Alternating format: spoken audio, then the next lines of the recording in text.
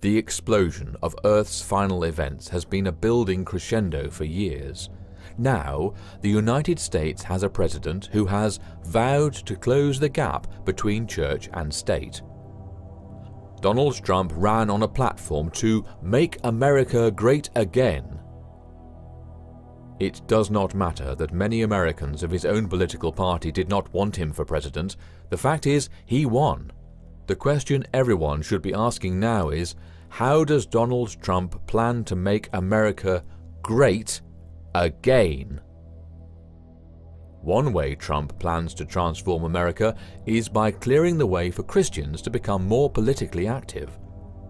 As reported by Time magazine, in a startling off-the-cuff speech to a gathering of pastors in Florida last week, Trump threw away his prepared remarks and promised, over and over, to give evangelical churches the power to essentially spend unlimited sums of tax-exempt money on politics. I said, "I'm going to take this into my own hands, and I'm going to figure a way that we can get you back your freedom of speech," Trump told the evangelical pastors. "It will be so great for the evangelicals, for the pastors, for the ministers, for the priests, for America." Trump promised that one of his first efforts as president would be to dismantle laws that keep Christian churches from spending tax-exempt money on political advocacy. He promised to vigorously attack a law that prevents tax-exempt organizations such as churches or educational institutions from endorsing political candidates. The ban on 501c3 charitable organizations from engaging in political advocacy has come to be known as the Johnson Amendment. "One of the absolute first things I'm going to do is work on totally knocking out the Johnson Amendment," he said. "The power you have is so enormous.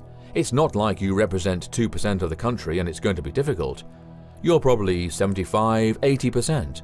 If you want to put your full weight, I mean, can you imagine if all of your people start calling up the local congressman and the local senator?"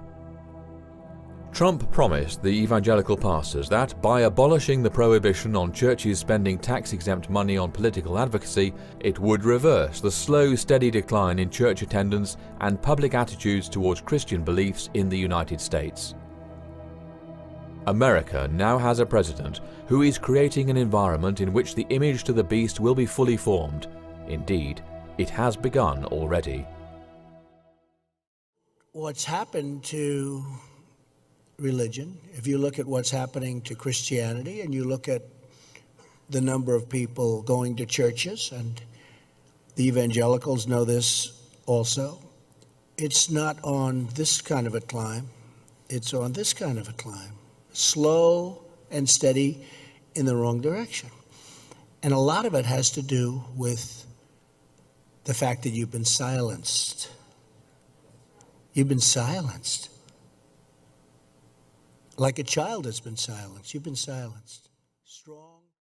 Kenneth Copeland, who joined Bishop Tony Palmer in declaring the Protestant Reformation over, is a member of Donald Trump's Faith Advisory Council. In a live broadcast on the night of the 2016 presidential election, Copeland confidently declared that if God gave him a message for Donald Trump, Trump would listen and pay attention. If something were to really strike my heart, if God really showed me something that I felt like, and that the Lord would say, "You deliver this," yeah. I have no doubt but what I could deliver it. And that was not true in presidents past. Even though we had influence in some areas, in some ways. Yeah. But if the Lord were to say something to me in the other presidents, that what little I've had to do with them, I don't know. I don't know whether I could have ever gotten anybody to listen to me or not. But I am totally convinced that if the Lord were to say something to me, if the Lord were to say something to David, or if the Lord were to say something to Bishop that the president needs to hear, I have no doubt that we could do it and do it quickly. Yes, sir. and have audience to say, thus saith the Lord, and he wouldn't just turn it over to an aide or something and just write it off. He would listen, and it would mean something. In this environment, it is but a small step to pass legislation favouring Christians. This may sound like a good thing, but in the very near future it will lead to laws that will impose the mark of the beast. Those who today are joining hands with Catholicism will tomorrow impose Roman Catholic doctrines on pain of death. When this happens, many will lose their lives standing for the truth.